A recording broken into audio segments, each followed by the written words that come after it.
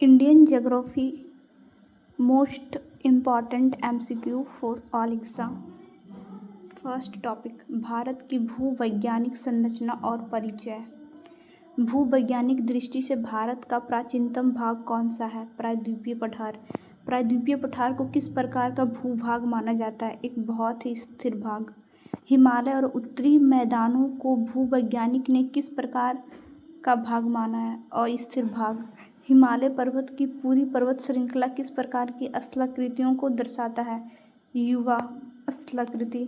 हिमालय की स्थलाकृति की मुख्य विशेषता क्या है? ये ऊंचे शिखर, गहरे घाटियां और तेज हवा बहने वाली नदियां हैं। भारत के उत्तरी मैदान का निर्माण किन निक्षेपों से हुआ है? जलोढ़ निक्षेपों से। प्रायद्वीपीय पठार किन शैलों से बना हुआ है? आग्नेय और रूपांतरित। प्रायद्वीपीय पठार की पहाड़ियों और घाटियों की विशेषता क्या है? कम ऊंची पहाड़ी है और चौड़ी घाटियां हैं। भारत को कुल कितने मुख्य भौगोलिक वितरणों में विभाजित किया गया है? 6। भारत के 6 भौगोलिक विभाजन कौन कौन से हैं? हिमालय, उत्तरी भारत का मैदान, प्रायद्वीपीय पठार, भारतीय मरुस्थल, तटीय मैदान और द्वीप समूह। नेक्स्ट टॉपिक है हमारा हिमालय की संरचना और उसकी उत्पत्ति। हिमालय की भूवैज्ञानिक संरचना कैसी है? तरुण, युवा, दुर्बल और लचीला। हिमालय पर्वत किन बलों की अंतर्क्रियाओं से प्रभावित होता है? बहिर्जनिक और अंतर्जनिक। हिमालय में वलन, फॉल्ट, भ्रंश, फॉल्ट और छेप किसके परिणाम स्वरूप बने हैं? अंतर्जनित और बहिर्जनित बलों के अंतर्क्रिया से। हिमालय पर्वतों की उत्पत्ति किस प्रकार की हलचलों से जुड़ी हुई है? विवर्तनिक हलचलों से। हिमालय पर्वत वर्तमान में विकास की किस अवस्था में है? युवा अवस्था में। हिमालय की नदियों द्वारा बनाई गई कौन सी आकृतियाँ इसकी युवावस्था का प्रमाण है? गॉर्ज और भी आकार की घाटियाँ। हिमालय की नदियों द्वारा बनाई गई कौन सी आकृतियाँ इसकी युवा अवस्था का प्रमाण है? गॉर्ज घाटियाँ और भी आकार की घाटियाँ। क्षिप्रिकाएँ और जलप्रपात हिमालय के किस लक्षण को दर्शाता है? क्षिप्रिकाएँ और जलप्रपात हिमालय के किस लक्षण को दर्शाता है? नदियों का तेज बहाव। नदियों का तेज बहाव और पर्वतों की युवावस्था को। हिमालय भारत के लिए किस प्रकार के अवरोध के रूप में कार्य करता है? एक विशाल जलवायु और सामरिक अवरोध के रूप में। सामरिक अवरोध मतलब कि जो भी हमारे देश के लिए दुश्मन का काम करता है उसको अवरोध के रूप में। हिमालय किन ठंडी हवाओं को भारत में आने से रोकता है? मध्य एशिया से आने वाली ठंडी हवाओं को। हिमालय किन ठंडी हवाओं को भारत में आने से रोकता है? मध्य एशिया से आने वाली ठंडी हवाओं को। प्राचीन काल में मध्य एशिया शासकों के आक्रमणों से भारत की रक्षा किसने की थी? हिमालय पर्वत ने। नेक्स्ट टॉपिक है हमारा हिमालय का क्षेत्रीय विभाजन नदियों के आधार पे। सिंधु और सतलुज नदी के बीच के हिमालय को क्या कहा जाता है? कश्मीर हिमालय।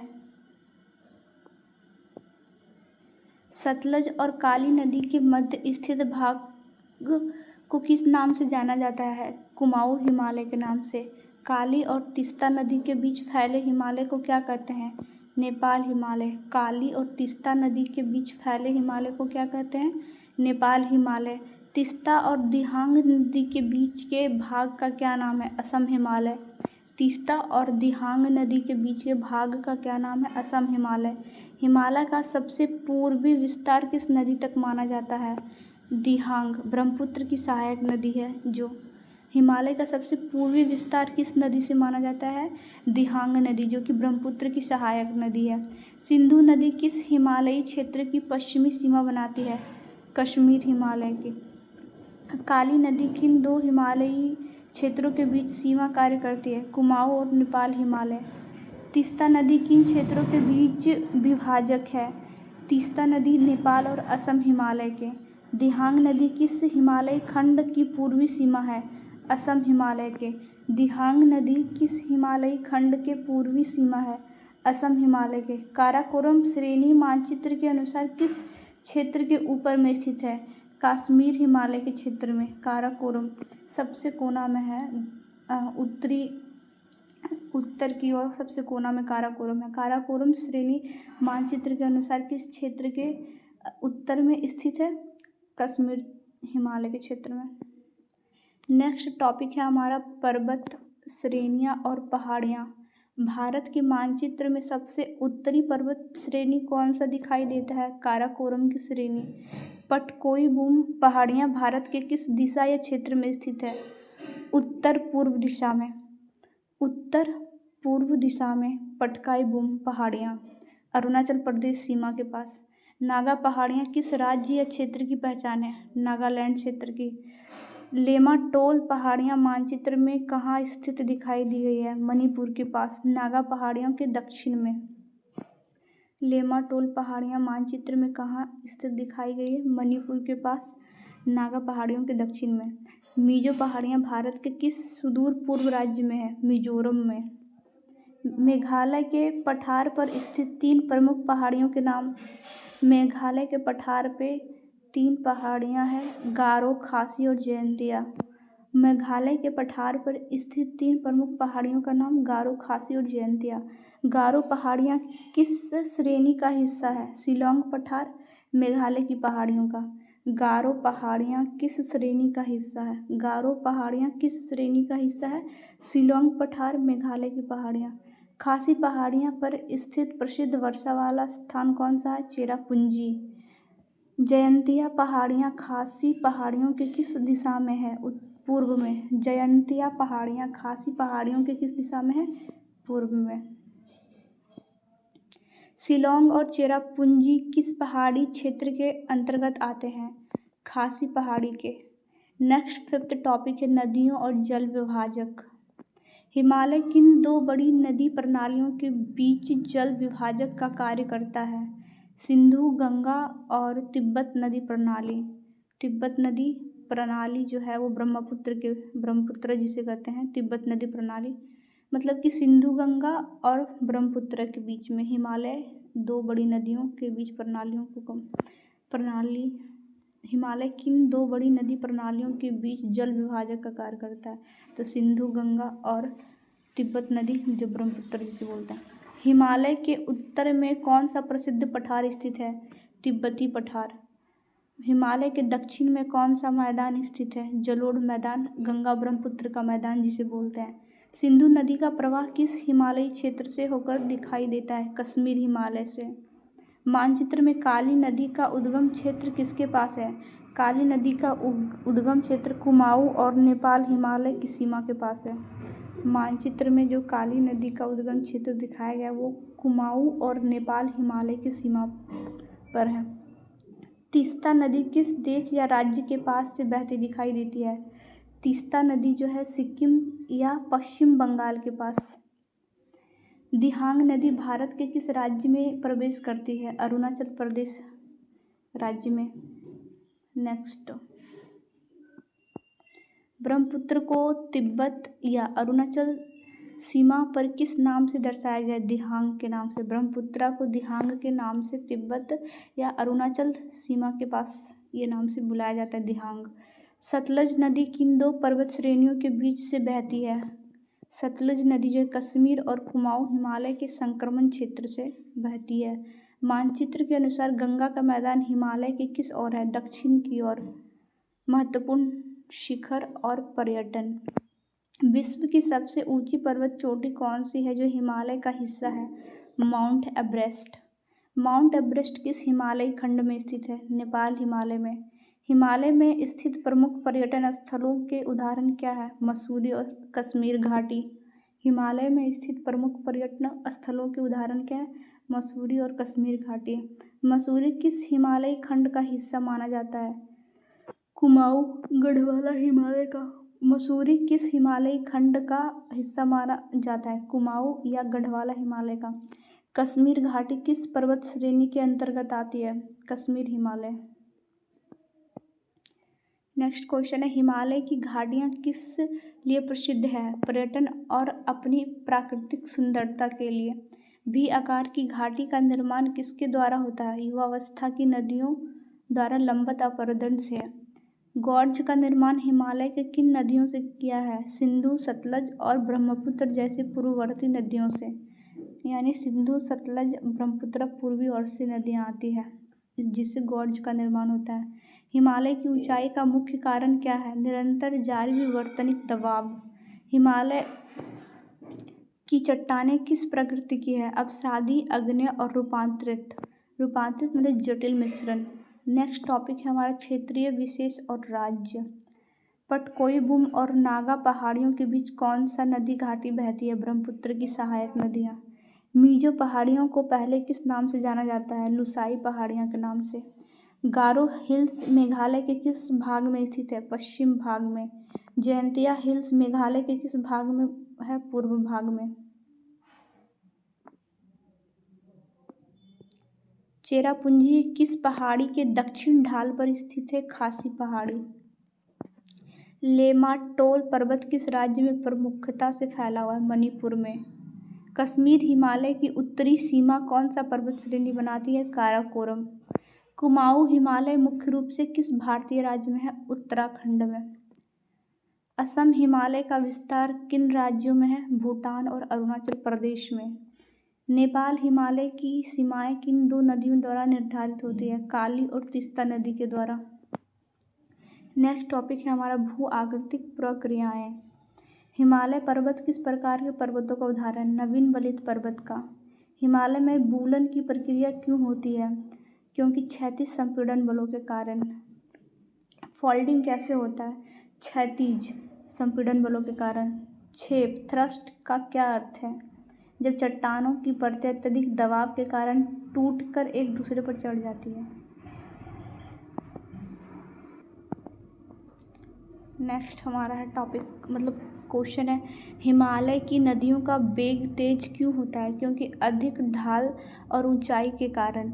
अपरदन की प्रक्रिया हिमालय में किस प्रकार प्रभावी है? तेज हवाओं वाली नदियों, गहरी घाटियों और गोर्ज का निर्माण करती है। उत्तरी मैदान का निर्माण किस प्रकार की मिट्टी से हो रहा है? जलोढ़ मिट्टी से।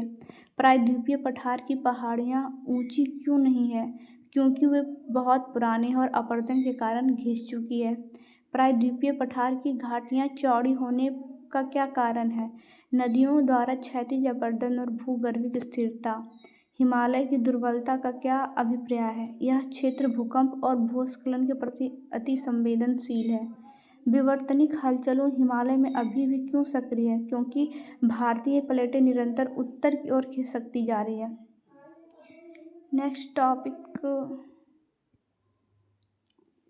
नेक्स्ट टॉपिक है हमारा उत्तर भारत का विशाल मैदान। उत्तर भारत के मैदान को अन्य किस नाम से जाना जाता है? सिंधु गंगा का मैदान। इस मैदान का विस्तार कहाँ से कहाँ तक है? हिमालय की तलहटी से बंगाल की खाड़ी तक। उत्तर भारत के मैदान का निर्माण किन नदियों के निक्षेपण से हुआ है? सिंधु, गंगा और ब्रह्मपुत्र। निक्षेपण की प्रक्रिया में मुख्य रूप से क्या शामिल होता है? अवसाद। निक्षेपण की प्रक्रिया में मुख्य रूप से क्या शामिल होता है? अवसाद। यह मैदान सांस्कृतिक और आर्थिक दृष्टि से क्यों महत्वपूर्ण है? क्योंकि यह उपजाऊ है और प्राचीन सभ्यताओं का केंद्र है। जलोढ़ निक्षेप का क्या अर्थ है? नदियों द्वारा बहाकर लाई गई उपजाऊ मिट्टी। जलोढ़ निक्षेप का क्या अर्थ है? नदियों द्वारा बहाकर लाई गई उपजाऊ मिट्टी। विश्व के सबसे विशाल जलोढ़ मैदान में से एक कौन सा है? उत्तर भारत का विशाल मैदान।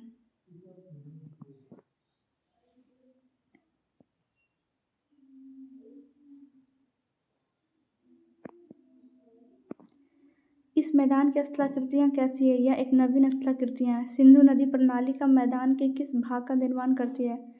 पश्चिम भाग का। ब्रह्मपुत्र नदी का मैदान मुख्य रूप से कहाँ स्थित है? पूर्वोत्तर भारत, असम घाटी में। नेक्स्ट टॉपिक है हमारा प्रायद्वीपीय पठार।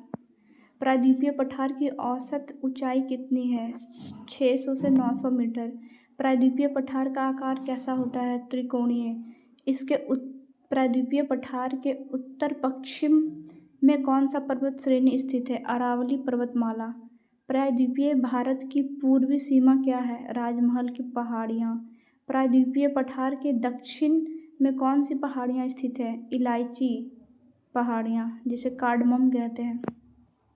शिलोंग और कार्बी एंगलोल पठार किसका हिस्सा है? प्रायद्वीपीय पठार का, जो पूर्वोत्तर विस्तार करता है। शिलोंग और कार्बी एंगलोल पठार किसका हिस्सा है? प्रायद्वीपीय पठार का। हजारीबाग और पलामू पठार किस राज्य के अंतर्गत आता है? हजारीबाग और पलामू पठार झारखंड राज्य के अंतर्गत आता है। प्रायद्वीपीय भारत का सबसे प्राचीन हिस्सा कौन सा है?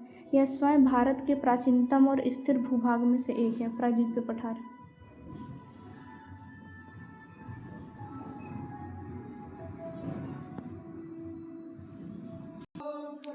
प्रायद्वीपीय पठार की ऊंचाई किस दिशा में कम होती जा रही है? पश्चिम से पूर्व दिशा की ओर। पठार के ढाल का पता कैसे चलता है? नदियों के बहाव की दिशा में। पठार के ढाल का पता कैसे चलता है? नदियों के बहाव की दिशा से। कटक अरावली का विस्तार कहाँ तक है? दिल्ली तक। कोयम्बटूर पठार भारत के किस राज्य में स्थित है? तमिलनाडु। दक्कन ट्रैम्प का संबंध किस पठार से है? प्रायद्वीपीय पठार के लावा क्षेत्र से। दक्कन पठार का संबंध किस पठार से? दक्कन टैम्प का संबंध किस पठार से है? प्रायद्वीपीय पठार के लावा क्षेत्र से। प्रायद्वीपीय पठार किन चट्टानों से बना है? आग्नेय और रूपांतरित चट्टानों से। मालवा का पठार किनके बीच स्थित है? अरावली और विंध्य श्रेणी के बीच।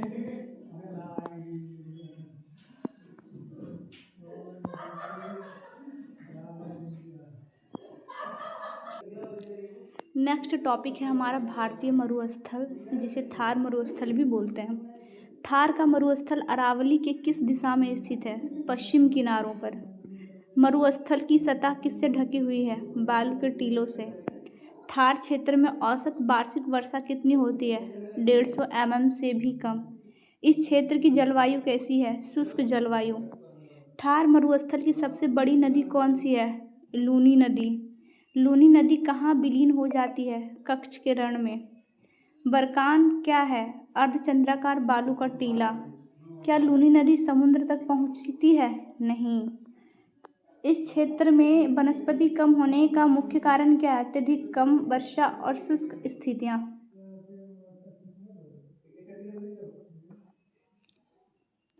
थार मरुस्थल का विस्तार मुख्य रूप से किस राज्य में है? राजस्थान में। तरंगित मैदान का क्या अर्थ है? लहरदार या उबड़ खाबड़ रेतीली सतह को बोलते हैं तरंगित मैदान। अंतःस्थलीय अपवाह का उदाहरण कौन सा नदी है? लूनी नदी। अंतःस्थलीय अपवाह का उदाहरण कौन सी नदी है? लूनी नदी। मरुस्थल में रेत के टीलों का स्थानांतरण किस कारण होता है? पवन के कारण। थार मरुस्थल का कितना हिस्सा भारत में है? अधिकांश हिस्सा भारत में ही है। राजस्थान, गुजरात, पंजाब, हरियाणा।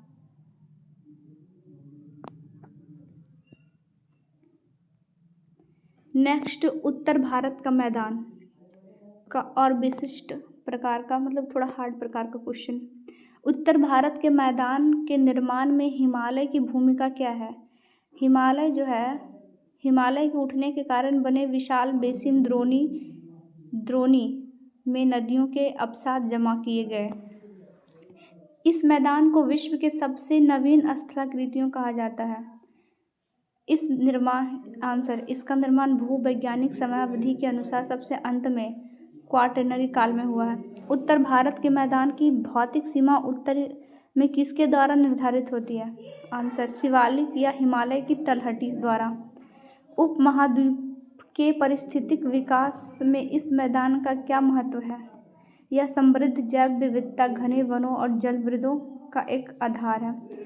आर्थिक दृष्टि से यह मैदान भारत का अन्न भंडार क्यों कहलाता है? क्योंकि निरंतर नवीनीकृत होने वाली उपजाऊ जलोढ़ मिट्टी और प्रचुर जल उपलब्ध है।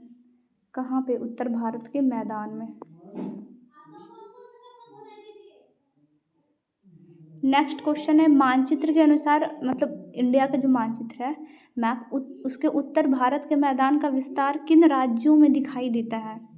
आंसर है इसका पंजाब, हरियाणा, राजस्थान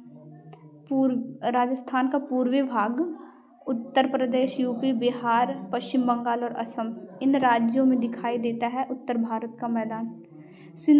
नेक्स्ट क्वेश्चन है, सिंधु गंगा का मैदान शब्द क्या अर्थ है? सिंधु गंगा का मैदान शब्द का क्या अर्थ है?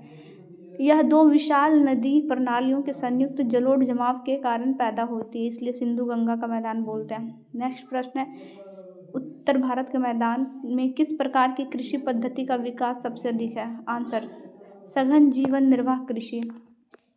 अवसादों के निक्षेपण की मोटाई सबसे अधिक कहाँ पाई जाती है? आंसर, हिमालय के ठीक दक्षिण वाले मैदानी भाग में। इस मैदान की ढाल सामान्यतः कैसी है? आंसर, उत्तर पश्चिम से दक्षिण पूर्व की ओर गंगा तंत्र के लिए।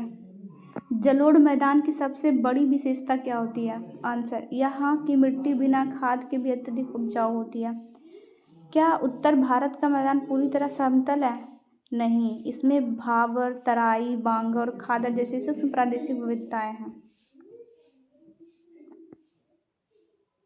ब्रह्मपुत्र नदी प्रणाली इस मैदान के किस हिस्से का निर्माण करती है? ब्रह्मपुत्र नदी सबसे पूर्वी संकीर्ण हिस्से असम घाटी का ब्रह्मपुत्र। इस मैदान का मतलब उत्तर भारत का मैदान जो है, इस मैदान का भारत की जनसंख्या घनत्व से क्या संबंध है? आंसर, अनुकूल जलवायु और उपजाऊ मिट्टी के कारण यह भारत का सर्वाधिक सघन आबादी वाला क्षेत्र है। नदियों द्वारा लाए गए अवसादों का मुख्य स्रोत क्या है? हिमालय पर्वतों का तीव्र अपरदन। नेक्स्ट टॉपिक है मतलब इस टॉपिक को और डिटेल्स में इस पे क्वेश्चन, प्रायद्वीपीय पठार पे। नदियों के मैदान से प्रायद्वीपीय पठार की ऊंचाई की शुरुआत कितनी सीमा से मानी जाती है? मैदान से 150 मीटर की ऊंचाई से ऊपर उठता हुआ भाग को प्रायद्वीपीय पठार बोलते हैं। कटा फटा स्थल रूप से क्या तात्पर्य है? नदियों द्वारा अत्यधिक अपरदन के कारण पठार का उबड़ खाबड़ और घाटियों का विभाजन को कटा फटा बोलते हैं। प्रायद्वीपीय पठार के उत्तर पश्चिम में स्थित दिल्ली कटक किस पर्वत का हिस्सा है? बताते हैं, अरावली पर्वत विस्तार का। प्रायद्वीपीय पठार के उत्तर पश्चिम दिल्ली के साइड का कटक का जो हिस्सा वो अरावली पठार का विस्तार है। पूर्व में राजमहल पहाड़ियाँ मुख्य रूप से किस राज्य में स्थित है? झारखंड राज्य में। पश्चिम में स्थित गिर पहाड़ियाँ किस राज्य में है? गुजरात राज्य में। इलायची कार्डमम पहाड़ियाँ भारत के किस भौगोलिक छोर पर है? सुदूर दक्षिण छोर पे, केरल तमिलनाडु सीमा पे है इलायची पहाड़ियाँ। पूर्वोत्तर भारत का कार्बी एंगलोंग पठार मुख्य पठार से किस दर्रों या गैप से अलग होता है? मालदा गैप, जिसे राजमहल गारो गैप द्वारा भी कहते हैं। हजारीबाग पठार किस खनिज भंडार के लिए प्रसिद्ध है? अभ्रक और कोयला।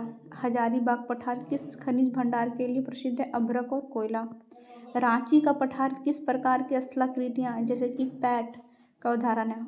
उत्तलोलित संप्रदाय मैदान, उत्तलोलित संप्रदाय मैदान का। नेक्स्ट क्वेश्चन, मालवा पठार की मुख्य नदियाँ कौन सी है? चंबल, बेतवा और केन। मालवा पठार की मुख्य नदियाँ कौन सी है? चंबल, बेतवा और केन। कोयम्बटूर पठार किन दो पर्वतों के बीच एक कड़ी का काम करता है? कोयम्बटूर पठार किन दो पर्वतों के बीच एक कड़ी का काम करता है? नीलगिरी और अन्नामलाई पठारियों के बीच। कोयम्बटूर पठार किन दो पर्वतों के बीच एक कड़ी का काम करता है? नीलगिरी और अन्नामलाई पहाड़ियों के बीच। कर्नाटक पठार को किन दो मुख्य भागों में बांटा गया है? मलनाड पहाड़ी क्षेत्र और मैदान। कर्नाटक पठार को किस दो मुख्य भागों में बांटा जाता है? कर्नाटक पठार को पहाड़ी क्षेत्र और मैदान, और उस पहाड़ी क्षेत्र का नाम है मलनाड। प्रायद्वीपीय पठार को स्थिर भूभाग क्यों कहा जाता है? क्योंकि यह कठोर आग्नेय चट्टान से बना है जहाँ बड़े भूकंपीय बदलाव कम आते हैं।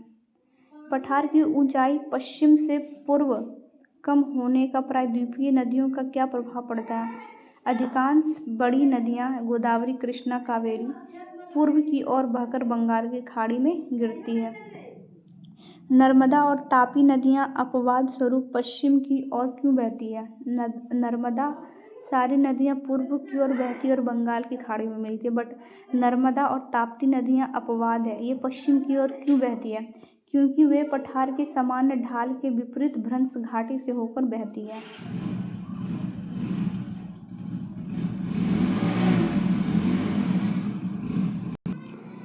विंध्याचल पर्वत भारत को किस प्रकार विभाजित करता है? आंसर, यह उत्तर भारत और दक्षिण भारत के बीच एक प्राकृतिक भौगोलिक विभाजक है।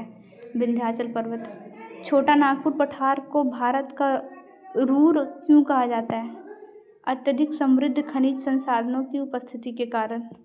पठार के त्रिकोणीय आकार का शीर्ष किस ओर है? दक्षिण की ओर। कन्याकुमारी दक्षिण में है और दक्षिण की ओर ही है एपेक्स, मतलब त्रिकोणीय आकार का शीर्ष। प्रायद्वीपीय भारत की सबसे ऊंची चोटी कौन सी है? अन्नाई मुड्डे और अन्नामलाई पहाड़ी। नेक्स्ट टॉपिक है हमारा भारतीय मरुस्थल एवं मानचित्र आधारित प्रश्न। इसके प्रश्न पहले भी कर चुके पर वो मतलब बेसिक लेवल का था, ये थोड़ा डीप लेवल का है। थार मरुस्थल के पूर्व में कौन सी प्राकृतिक अवरोध श्रेणी स्थित है? थार मरुस्थल के पूर्वी क्षेत्र में कौन सी प्राकृतिक अवरोध श्रेणी स्थित है? अरावली पहाड़ी क्षेत्र।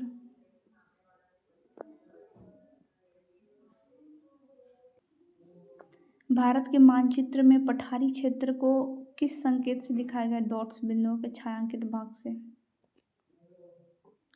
अरावली पर्वत श्रेणी की दिशा क्या है? दक्षिण पश्चिम से उत्तर पूर्व। विंध्याचल पर्वत कहाँ स्थित है? मध्य भारत में, गंगा के मैदान और पठार के बीच।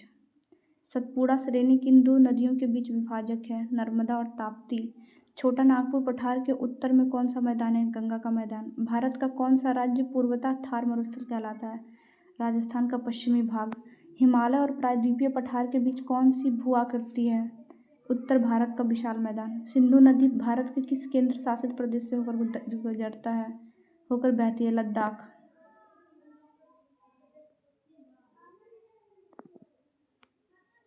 ब्रह्मपुत्र नदी भारत में कहाँ से प्रवेश करती है? अरुणाचल प्रदेश, दिहांग दर्रा से। पंजाब के मैदान का निर्माण किन नदियों से हुआ है?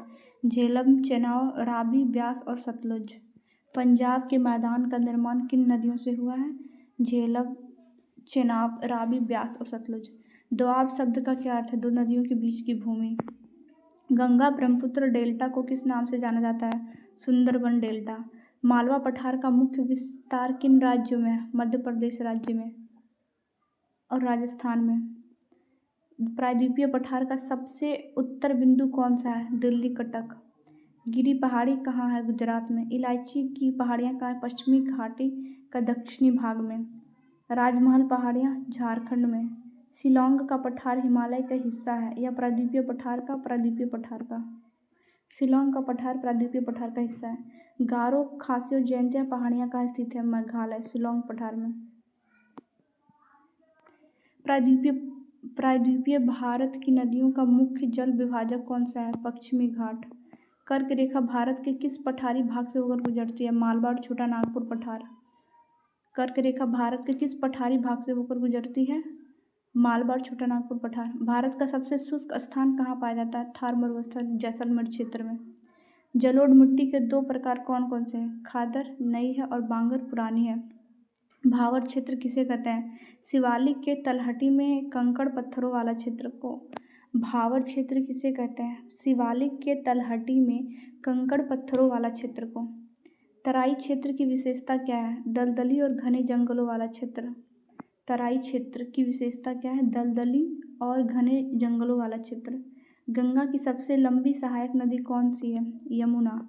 बिहार का मैदान किस नदी तंत्र का हिस्सा है? गंगा नदी तंत्र का। सोन नदी किस ओर से आकर गंगा में मिलती है? दक्षिण से, दक्षिणी पठारी भाग से। सोन नदी गंगा में आकर मिलती है दक्षिण भाग से। प्रायद्वीपीय पठार की चट्टानें किस काल की है? प्री कैम्ब्रियन काल से लेकर गोंडवाना काल तक का। भारत का खनिज हृदय स्थल किसे कहा जाता है? छोटा नागपुर पठार को। नर्मदा नदी का उद्गम कहाँ से हुआ? अमरकंटक, मैकाल श्रेणी से। ताप्ती नदी किस पर्वत श्रेणी के दक्षिण से बहती है? सतपुड़ा के। भारत के किस भाग में अर्धचंद्राकार बालू के टीले बरकान मिलते हैं? भारत पाकिस्तान सीमा के पास, जैसलमेर। भारत के किस भाग में अर्धचंद्राकार बालू के टीले मिलते हैं? भारत पाकिस्तान सीमा, जैसलमेर के पास। दक्षिण भारत का वृद्ध गंगा किसे कहते हैं? गोदावरी को। कावेरी नदी जल विवाद किस राज्य के बीच है? कर्नाटक, तमिलनाडु, केरल और पांडुचेरी। राज्य कर्नाटक, तमिलनाडु, केरल, पांडुचेरी। महानदी का डेल्टा किस राज्य में है? ओडिशा में। थार मरुस्थल का कितना प्रतिशत भाग भारत में है? 85%। मस्थली और बागड़ शब्द किससे संबंधित है? राजस्थान और मरुस्थलीय भूगोल से। गंगा के मैदान में पुरानी जलोढ़ को क्या कहते हैं? बांगर। पुरानी को बांगर।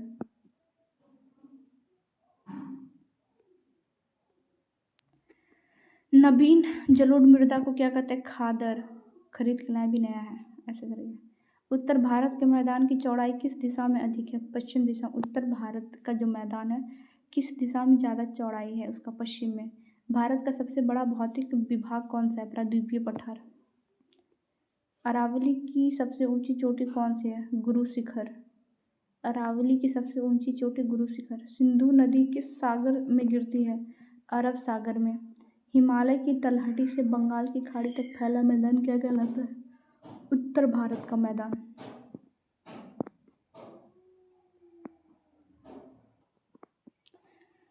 नेक्स्ट टॉपिक विल बी तटीय मैदान, कोस्टल प्लेन्स। तटीय मैदान किसे कहते हैं? प्रायद्वीपीय पठार के किनारों पर स्थित संकीर्ण तटीय पट्टियों को तटीय मैदान कहते हैं। पश्चिमी तटीय मैदान किसके बीच है? पश्चिमी घाट और अरब सागर के बीच। पश्चिमी तटीय मैदान का विस्तार कहाँ से कहाँ तक है? पश्चिम में अरब सागर से लेकर पूर्व में बंगाल की खाड़ी तक। पश्चिमी तटीय मैदान के उत्तरी भाग को क्या कहा जाता है? कोंकण तट। मुंबई तथा गोवा में है कोंकण तट। कहाँ है? उत्तरी भाग में। पश्चिमी तटीय मैदान के मध्य भाग का क्या नाम है? कन्नड़ तट। पश्चिमी तटीय मैदान का मध्य भाग का नाम है कन्नड़ तट। पश्चिमी तट के दक्षिणी भाग को क्या कहा जाता है? मालाबार तट। पश्चिमी तट के दक्षिणी भाग को क्या कहा जाता है? मालाबार तट। पूर्वी तटीय मैदान किस खाड़ी के साथ सटा हुआ है? बंगाल की खाड़ी के साथ। पूर्वी तटीय मैदान की प्रकृति कैसी है? यह विस्तृत, चौड़ा एवं समतल भूभाग है। पूर्वी तटीय मैदान के उत्तरी भाग को किस नाम से जाना जाता है? उत्तरी सरकार। पूर्वी तटीय मैदान के दक्षिणी भाग को क्या कहते हैं? कोरोमंडल तट।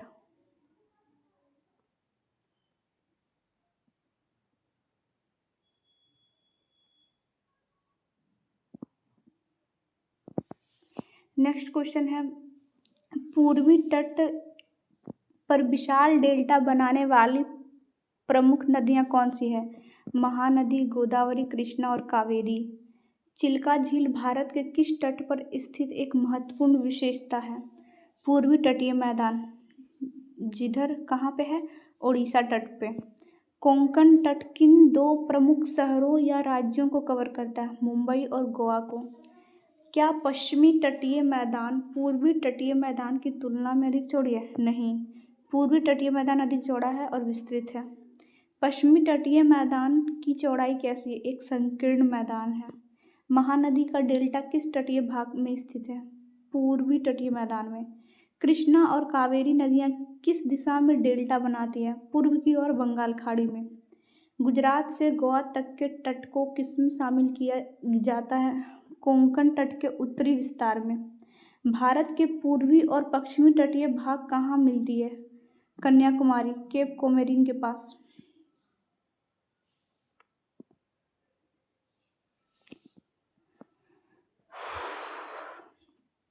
तटीय क्षेत्र में आर्थिक क्रियाकलापों का मुख्य आधार क्या है? मत्स्य और पोत संबंधी कार्य। नेक्स्ट हमारा टॉपिक है द्वीप, जिसे हम लैंड कहते हैं इंग्लिश में। इसका पहला क्वेश्चन है, भारत में मुख्य रूप से कितने द्वीप समूह हैं? 2 द्वीप समूह। पहला लक्षद्वीप और दूसरा अंडमान निकोबार द्वीप। लक्षद्वीप समूह कहाँ स्थित है? अरब सागर में, केरल के मालाबार तट के पास। लक्षद्वीप कहाँ स्थित है? अरब सागर में, केरल के मालाबार तट के पास। लक्षद्वीप समूह का निर्माण किससे हुआ है? छोटे छोटे प्रवाल द्वीपों से। लक्षद्वीप का कुल क्षेत्रफल कितना है? 32 वर्ग किलोमीटर। लक्षद्वीप का प्रशासनिक मुख्यालय कहाँ है? कावरवती द्वीप। लक्षद्वीप का प्रशासनिक मुख्यालय है कावरवती द्वीप। लक्षद्वीप समूह का पुराना नाम क्या है? लक्षद्वीप समूह का पुराना नाम है लक्षद्वीप मिनिकॉय और एमिन द्वीप, जो कि 1973 से पहले का ही है। 1973 से पहले लक्षद्वीप का नाम था लकाद्वीप, मिनिकॉय और एमिन द्वीप। लक्षद्वीप का वह द्वीप जहाँ पक्षी अभयारण्य है और मनुष्य का निवास नहीं है। पिटली द्वीप में पक्षी अभयारण्य है बट मनुष्य का निवास नहीं है। अंडमान और निकोबार द्वीप समूह कहाँ स्थित है? बंगाल की खाड़ी में। अंडमान और निकोबार द्वीप समूह की दिशा क्या है? उत्तर से दक्षिण की ओर। द्वीप समूह का उत्तरी हिस्सा क्या कहलाता है? अंडमान। द्वीप समूह का दक्षिणी हिस्सा क्या कहलाता है? निकोबार। ये द्वीप समूह किस पर्वत श्रेणी के जलमग्न भाग माने जाते हैं? अराकान योमा, म्यांमार का द्वीप समूह किस पर्वत श्रेणी का जलमग्न माना जाता है? अराकान योमा, म्यांमार का। भारत का एकमात्र सक्रिय ज्वालामुखी कहाँ स्थित है? बैरेन द्वीप में। और ये बैरेन द्वीप का अंडमान तथा निकोबार द्वीप समूह में है। भारत का एकमात्र सक्रिय ज्वालामुखी कहाँ है? बैरेन द्वीप में। अंडमान और निकोबार द्वीप समूह की जलवायु कैसी है? विषुवतीय। इन द्वीपों पर, अंडमान और निकोबार द्वीपों पर किस प्रकार की वनस्पति पाई जाती है? घने जंगल और विविध पादप एवं जंतु। अंडमान और निकोबार द्वीप समूह का सामरिक महत्व क्या है? ये देश की सुरक्षा के लिए बहुत ही महत्वपूर्ण है। प्रवाल क्या होते हैं? सूक्ष्म समुद्री जीव जिसके कंकाल से प्रवाल द्वीपों का निर्माण होता है। विषुवत वृत्त के निकट होने के कारण यहाँ की जलवायु कैसी है? उष्ण और आर्द्र। निकोबार द्वीप और अंडमान द्वीप विषुवत वृत्त के निकट होने के कारण यहाँ की जलवायु जो उष्ण और आर्द्र है। क्या अंडमान और निकोबार द्वीप समूह आकार में बड़े हैं? हाँ, ये संख्या में बहुल और विस्तृत है। कावारत्ती क्या है? लक्षद्वीप की राजधानी, यह प्रशासनिक केंद्र है। नेक्स्ट टॉपिक हमारा भारत के भौगोलिक विभागों का महत्व, significance of physical division. Himalaya उत्तरी पर्वत किस संसाधन के प्रमुख स्रोत है? जल और वनों के।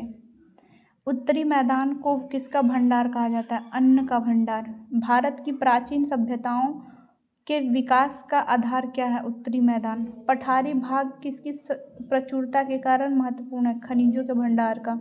देश में औद्योगिकरण में किसने विशेष भूमिका निभाई है? पठारी भाग के खनिज ने। तटीय क्षेत्र किन गतिविधियों के लिए उपयुक्त स्थान है? मत्स्य और पोत संबंधी क्रियाकलापों के लिए। भारत की विविध आकृतियां भविष्य में क्या प्रदान करती हैं? विकास की अनेक संभावनाएं।